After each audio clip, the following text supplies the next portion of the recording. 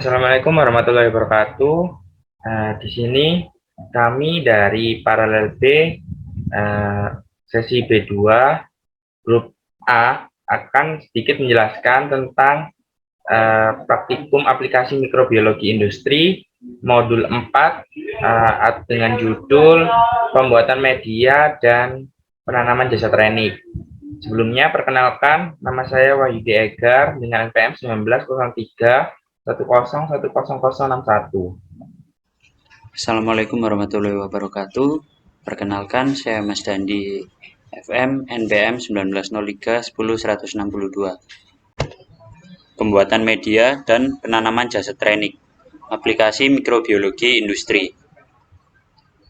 Kami dari Paralel B, sesi B2, grup A. Partner saya yaitu Wahyudi Egar dengan NPM 19061 dan saya Mas Dandi FM dengan NPM 19062. Apa itu media? Definisi media. Media adalah campuran nutrien atau zat makanan yang dibutuhkan oleh mikroorganisme untuk pertumbuhan. Media selain untuk menumbuhkan mikroba juga dibutuhkan untuk isolasi dan inokulasi mikroba serta untuk uji fisiologi dan biokimia mikroba. Media yang baik untuk pertumbuhan mikroba adalah yang sesuai dengan lingkungan pertumbuhan mikroba tersebut. Lalu kegunaan media. Yang pertama yaitu sebagai tempat hidup jasa training yang sekaligus memberi bahan makanan yang diperlukan oleh jasa training itu. Kemudian yang kedua untuk membedakan macam-macam mikroorganisme tertentu yang hanya bisa hidup pada media-media tertentu. Jenis media. Media dibedakan berdasarkan bentuk dan kegunaan. Yang pertama ada media berdasarkan bentuk yaitu media padat, semi padat, dan media cair. Media padat yaitu media yang mengandung agar 15% sehingga setelah dingin media menjadi padat.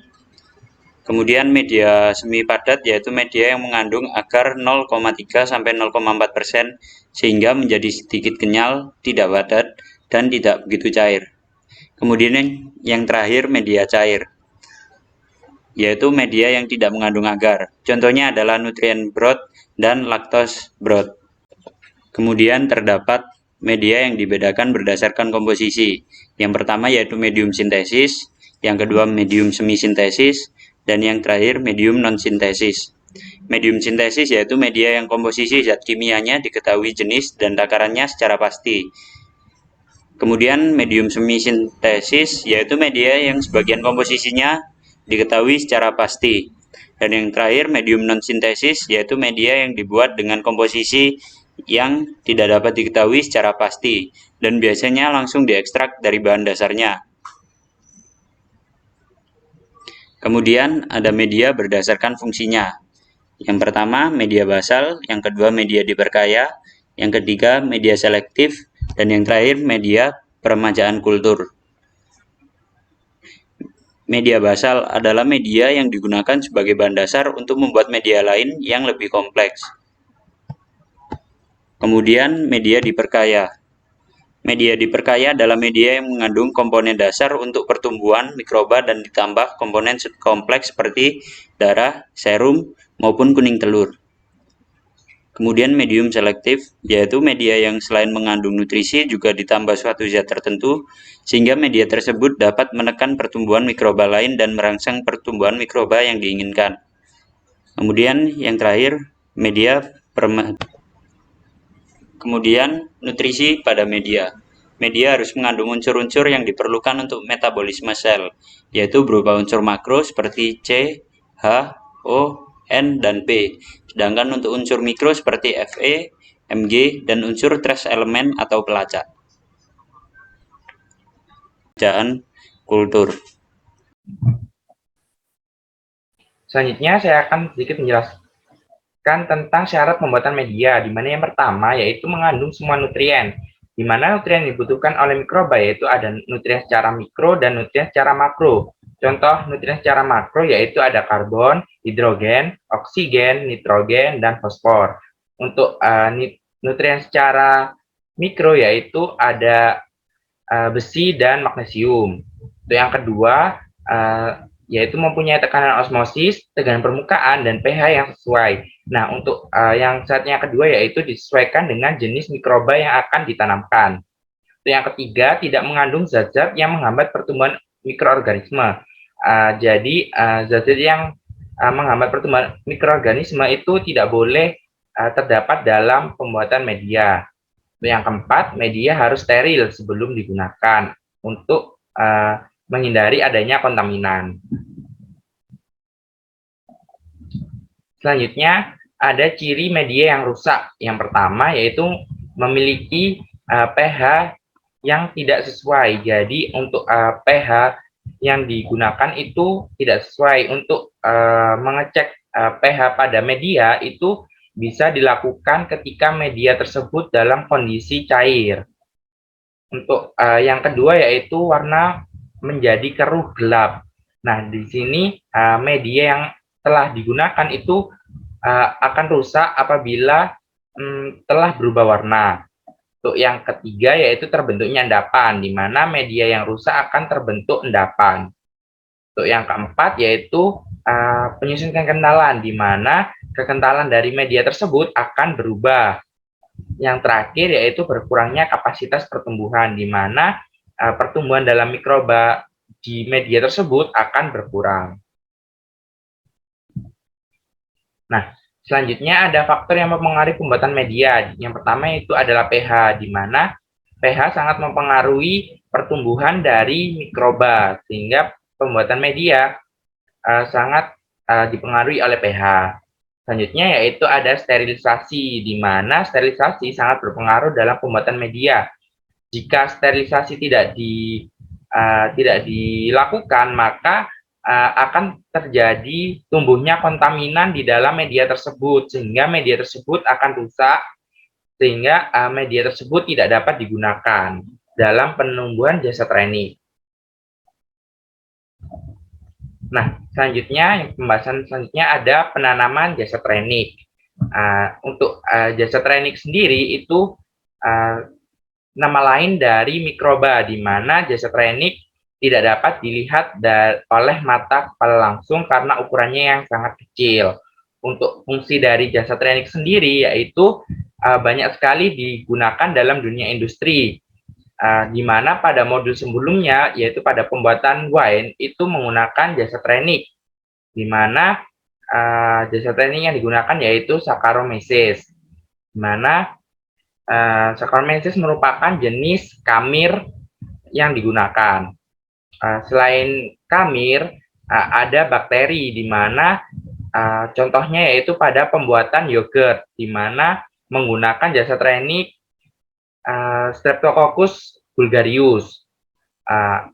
Selanjutnya ada juga jasad renik jenis alga, di mana jasad renik jenis alga itu biasa digunakan dalam industri pembuatan agar sebagai bahan baku. Selain itu, ada juga jasad renik jenis protozoa, di mana jasad renik jenis ini banyak digunakan untuk mengurai limbah-limbah di industri. Selanjutnya, ada inokulasi. Inokulasi adalah pekerjaan memindahkan bakteri dari medium yang lama ke medium yang baru dengan tingkat ketelitian yang sangat tinggi. Inokulasi dilakukan dalam kondisi aseptik, yaitu kondisi di mana semua alat yang ada hubungannya dengan medium dan pengerjaannya dijaga agar tetap steril. Selanjutnya ada inkubasi. Inkubasi merupakan masa antara inokulasi atau infeksi sampai pertumbuhan koloni yang karakteristik atau sampai terjadinya gejala penyakit yang khas yang ditimbulkan oleh jasad renik patogen. Inkubasi atau fermentasi adalah proses pemanfaatan kemampuan mikroba untuk menghasilkan metabolit primer dan metabolit sekunder dalam suatu lingkungan yang dikendalikan. Nah, untuk metode dari inokulasi sendiri yaitu terdapat empat teknik, di mana yang pertama ada metode tusuk, di mana pada metode ini mikroba itu diletakkan di dalam ujung jarum OC, di mana pada ujung jarum OC itu akan ditusuk ke dalam medianya.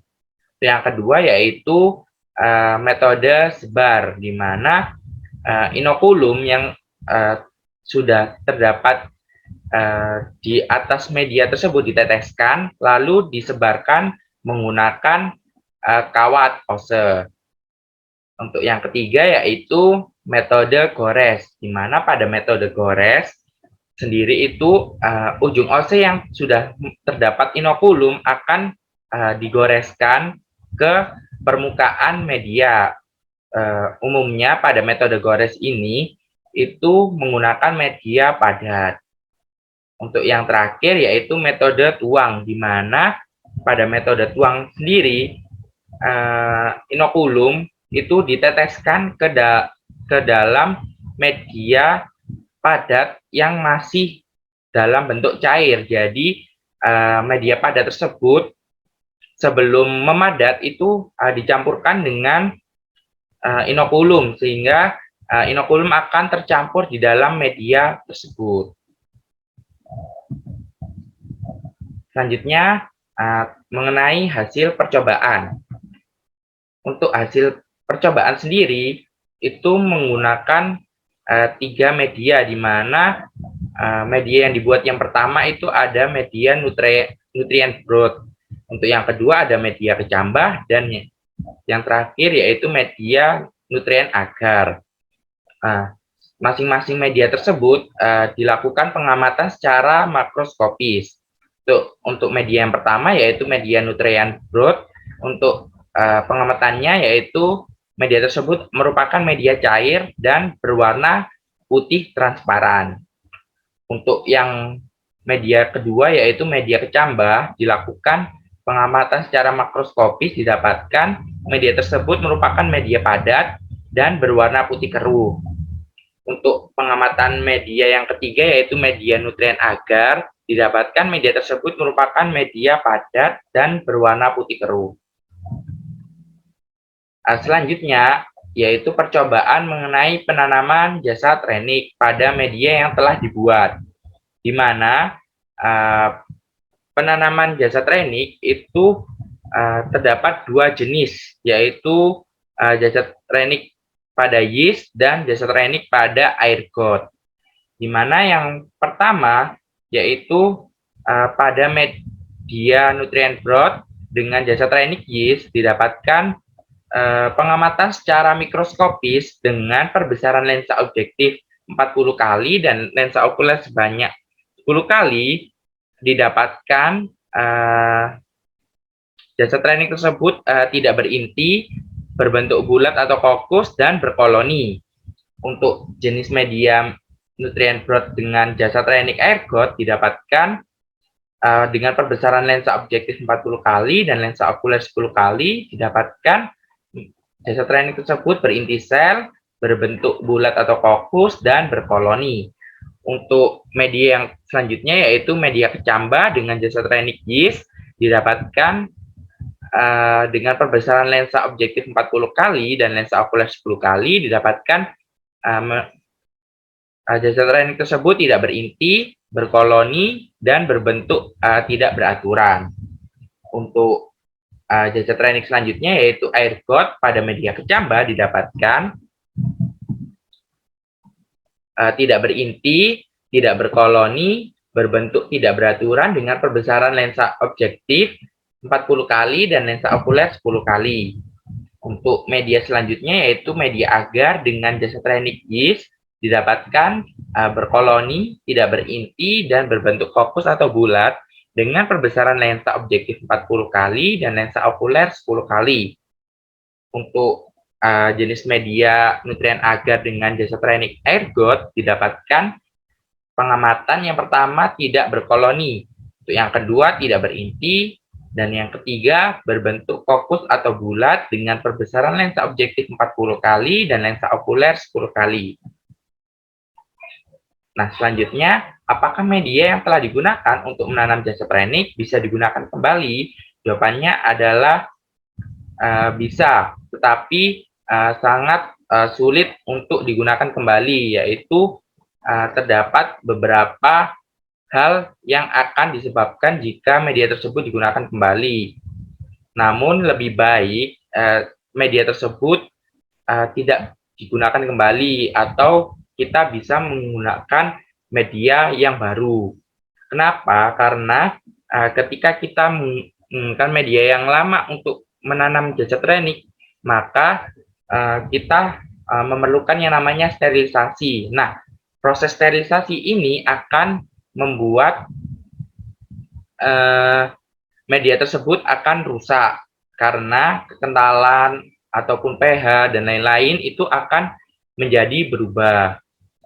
Selain itu, jika digunakan kembali juga bisa menggunakan teknik dengan memotong ujung dari media tersebut. Namun alangkah lebih baiknya jika media yang telah digunakan sebagai penanam cacat renik tidak digunakan kembali. Sekian yang dapat kami sampaikan, kurang lebihnya mohon dimaafkan. Kami akhiri, wassalamualaikum warahmatullahi wabarakatuh.